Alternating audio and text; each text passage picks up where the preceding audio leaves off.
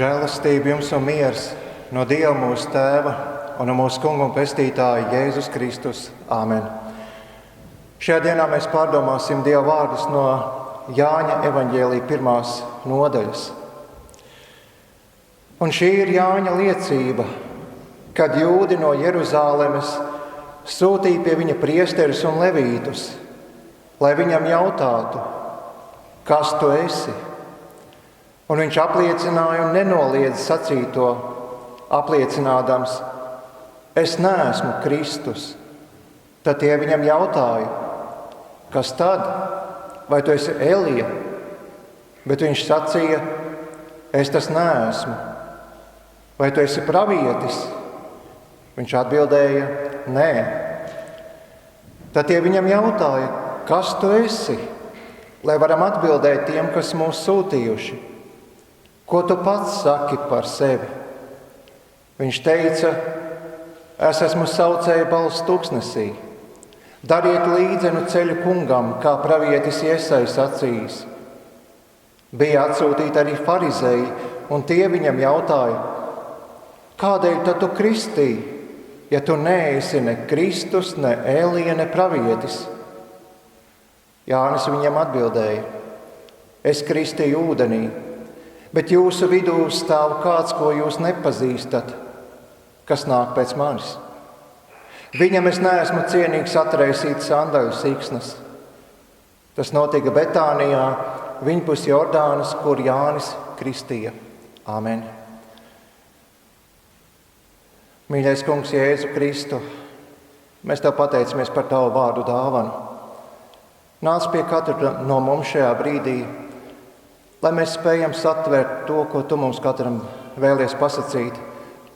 Svētī mūsu patiesībā, jo Tavs vārds ir un paliek mūžīga patiesība un dzīvība. Āmen.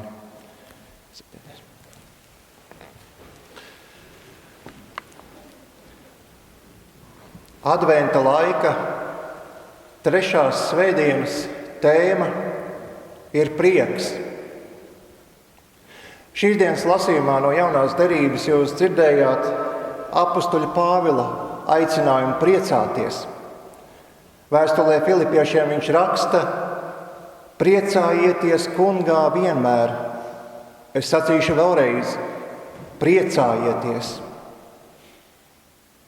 Vienā elpas vilcienā 2 pateiktais vārds priecājieties nozīmē aicinājumu uz lielu prieku.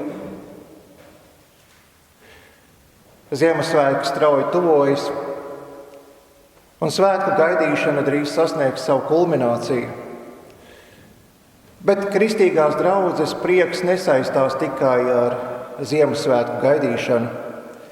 Kristīgā draudze adventa laikā raugās pāri šim laikam, uz šīs grēkā kritušās pasaules pēdējo dienu, kad Kristus atnāks tiesāt dzīvos un mirušos.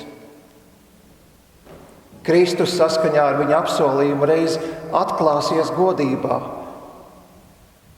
Un mēs esam aicināti priecāties par katru nodzīvoto dienu, kas mūs pietuvina šai lielajai dienai.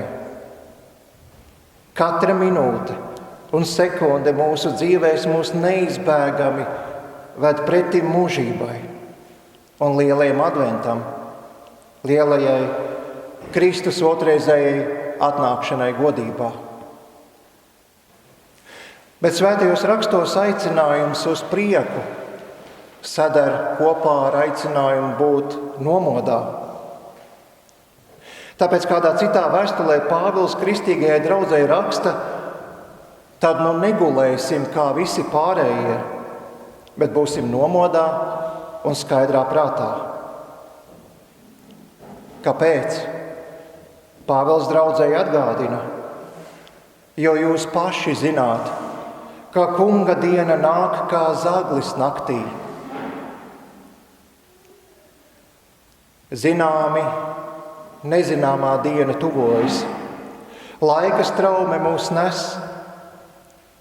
Mēs tik spējam kalendārā pāršķirt lapas, ka nu jau Ziemassvētki, nu jau atkal Lieldienas, nu jau atkal vasaras saulgrieži, nu jau atkal paziņu bērni, lieli izauguši.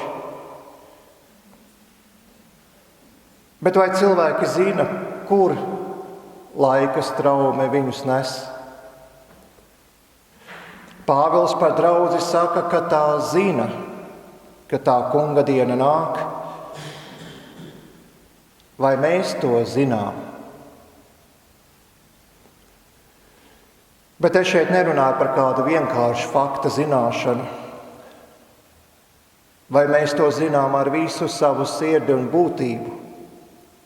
Zinādami, ka nezināmā diena nāk, tā strauji tuvojas, un līdz ar to arī mūsu priekam vajadzētu pieaugt.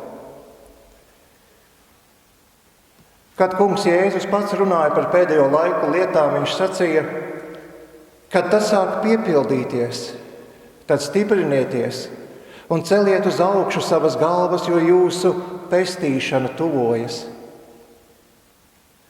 Bēdas, ciešanas, pārbaudījumi savas miesas vai ticības dēļ ļoti bieži liek nokārt galvu. Citreiz uznāk kārdinājums padoties. Vienkārši padoties laika straumei un sacīt, kā būs, tā būs. Bet kristīgā draudze neko tādu atļauties nevar.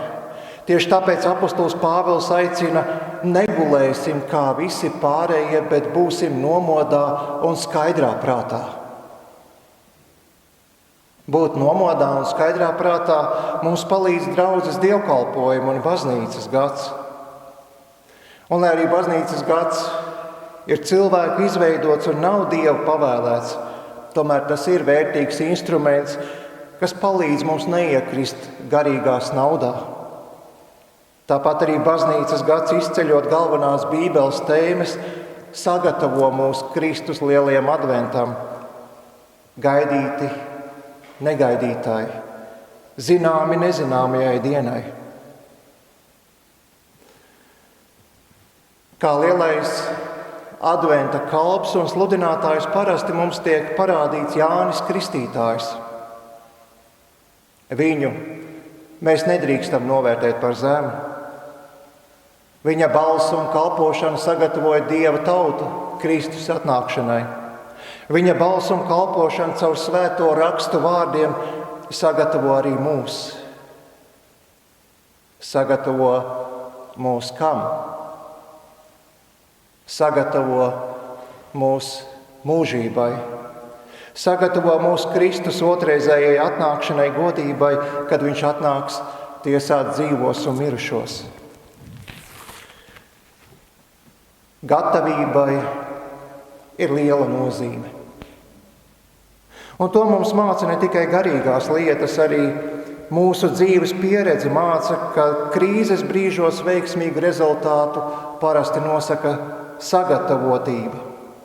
Jo labāk sagatavoti esam, jo labāk spējam kādiem neparedzētiem, trauksmainiem, citreiz bīstamiem notikumiem iziet cauri. Šeit vārds krīze ir nozīmīgs vārds. Šis vārds sengrieķu valodā nozīmē svarīgu izšķiršanos, un kas ir svarīgi, vārds krīze tulkojumā ir arī tiesa. Krīzes brīži ir svarīgas izšķiršanās brīži. Šie brīži iztiesā un skaidri parāda, ko tu vari vai ko tu nevari. Un patiešām Kristus otrreizējās atnākšanas un Dieva tiesas sludināšana mūs ieved krīzē. Par to dzirdot nevajadzētu palikt vienaldzīgam, bet saprast, ka šis ir svarīgas izšķiršanās brīdis. Jā, laika straume mani nes pretim Dieva tiesai mūžībā, bet kā es uz to skatos? Uz kādu svarīgu izšķiršanos tas mani mudina? Vai tas mani mudina izvērtēt savu dzīvi? Vai tas mani mudina ieklausīties Kristus priekšgājēja Jāņa Kristītāja balsī? Šīs dienas evaņģēlija tekstā lasām par to, ka pie Jāņa Kristītāja no Jeruzalemes tiek atsūtīta ļoti nozīmīga eksaminācijas komisija. Dieva tautas vadība ir nosūtījusi pie viņa priesterus, levītus un farizējus, reliģisko likumu un noteikumu zinātājus. Tie atnāca pie Jāņa Kristītāja un viņam jautā par to, kas tad viņš īsti ir. Vai viņš ir pats Kristus, vai varbūt viņš ir vecās derības sludinātājs Elija, varbūt viņš ir pravietis, kas Dieva uzdevumā pastāstīs kaut ko ļoti svarīgu. Un Jānis uz to visu saka, nē. Viņš nav ne Kristus, ne Elija, ne pravietis. Bet šī eksaminācijas komisija no viņa neatkāpjas un viņam jautā, ko tu pats par sevi saki? Un tad Jānis atbild, es esmu saucēja balss tuksnesī, dariet līdzenu ceļu kungam, kā pravietis Jesai sacījis. Ar šiem vārdiem un atsauci uz pravieti Jesaju Jānis ļoti labi izgaismo to, kas viņš ir. Viņš ir Dieva apsolītāja glābēja, Kristus ceļa sagatavotājs. Tas nozīmē, ja ir ieradies šis nozīmīgais sūtis, tūdaļ ieradīsies arī pats Kristus. Un to arī Jānis pasaka. Es kristīju ūdenī, bet jūsu vidū stāv kāds, ko jūs nepazīstat. Viņam es neesmu cienīgs atraisīt sandaļu siksnas. Ar šiem Jāņa Kristītāja vārdiem eksaminācijas komisija tiek ievesta krīzes situācijā. Nu, viņiem ir jāizšķiras par to, ko viņi tālāk darīs. Pieņems Jāņa sacīto un tad arī tālāk sekos kungam Jēzum Kristum, vai arī viņi Jāņa sacīto noraidīs. Svēto rakstu vēstījumu mums parāda, ka tomēr galvenā atbilde bija noraidījums. Un tāreiz kādā diskusijā, kad pats Jēzus tautas vadībai jautāja, no kurienes tad bija Jāņa kristība. Te bija jautājums arī par to, kas tad Jānis ir. Jāņa kristība ir no debesīm vai no cilvēkiem, un viņi atbildēja, mēs nezinām. Toreiz šo lielo nozīmīgo cilvēku attieksmi būtu aprakstāma šādi. Tu saki, bet nepasaki par daudz. Mēs klausāmies, ko tu saki, bet negribam dzirdēt. Jo viss jau ir vienkārši, ja viņi noraida Jāni Kristītāju, viņi noraida arī kungu Jēzu Kristu. Galvenais, lai paliktu paši pie savām domām, pie savas īstenotās varas un valdīšanas.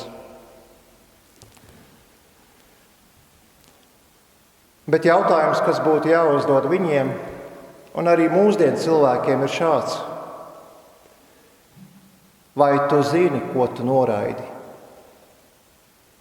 Tu veic kādu svarīgu izšķiršanos, vai tu zini, ko tas tev maksā? Arī daudzos mūsdienu cilvēkos mēs varam saklausīt šo pašu domu. Tu, mācītāji, saki, bet nepasaki par daudz. Es klausīšos, tomēr negribu dzirdēt. Bet tad kāds cits galva grozīdams vīzdegunīgi pasaka, katram jau ir sava patiesība. Ko nu katrs ar šādām domām grib nosargāt un pasargāt, tas lai paliek viņa paša ziņā. Bet jautājums paliek iepriekšējais, vai tu zini, ko tu noraidi? Pasakot, Jēzum netiek noraidīts prieks, liels prieks. Pareizāk gan sacīt, ka tiek noraidīts prieka avots. Jo apostols Pāvils sacīja, priecājieties Kungā. Īsts prieks ar mūžības vērtību nāk no Dieva un ir rodams tikai Dievā pašā. Kā gaisma nepastāv bez gaismas avota, tā arī īsts prieks, liels prieks nepastāv bez prieka avota, kas ir atrodams Dievā pašā. Meklēt prieku nozīmē meklēt Dievu, un atrast Dievu nozīmē atrast arī īstu prieku. Jā, ne izpriecas, bet prieku. Īstu prieku, kas turpinās arī tad, kad pasaulīgas izpriecas izbeidzas. Senajos psalma vārdos lasām: Tu, Dievs, esi devis lielāku prieku manai sirdī, nekā viņiem laikos, kad viņiem labības un vīna pa pilnām. Ar dziļām skumjām ļoti bieži man jānoskatās, ka ļoti daudzi cilvēki mūsdienās iepērk lētu prieku no 10:00 rītā līdz 8:00 vakarā, bet svētdienās līdz 6:00 vakarā. Jūs droši vien zināt, par ko es runāju. Bet prieks, kuru dāvā Dievs, nav ierobežots laikā un vietā. Šis prieks var tikai sākties un tas var pieaugt, jo nekas nelīdzinās tās dvēseles priekam, kurai ir piedots. Kad grēki ir piedoti un sirdsapziņa šķīstīta, tu drīkst uz pasauli skatīties citādākām acīm. Kad sirds no grēkiem šķīstīta un Dievs pats kļūst par prieka avotu, tad pasaulīgas izprieces kļūst par žļurgu, no kuras paliek slikti. Tas jau nenozīmē to, ka Dievs aizliedz mums priecāties. Tas nozīmē, ka iepazīstot īsto prieku, tu negribēsi to iemainīt pret kaut ko citu. Bet cilvēks, kas pazīst prieka Dievu, kā kāds sacījis, nekļūst līdzīgs sazāļotam pacientam uz operāciju galda. Varbūt jūs esat redzējuši tādus cilvēkus, supergarīgus, vienmēr priecīgi. Šajā pasaulē mums ir bēdas, mēs sakām problēmas, citi pārbaudījumi, mēs piedzīvojam to, ka mums ir jāraud, mums ir sāpes. Bet Dieva vārdi mums tieši iedrošina, ka prieka Dievs nekad nav tālu no mums. Viņš vienmēr būs pār tevi, viņš būs ar tevi. Un ja tāds ir Dievs, tad gatavošanās lielajam adventam, gatavošanās mūžībai nav grūta. Tā sniedz prieku, un katru mūsu dzīves dienu piepilda ar pateicību viņam, kas spēj mūs iepriecināt daudzos veidos. Dievs ir prieka Dievs, bet viņš spēj mūs iepriecināt arī daudzos citos veidos. Viņam lai slavu un pateicību mūžīgi. Āmen.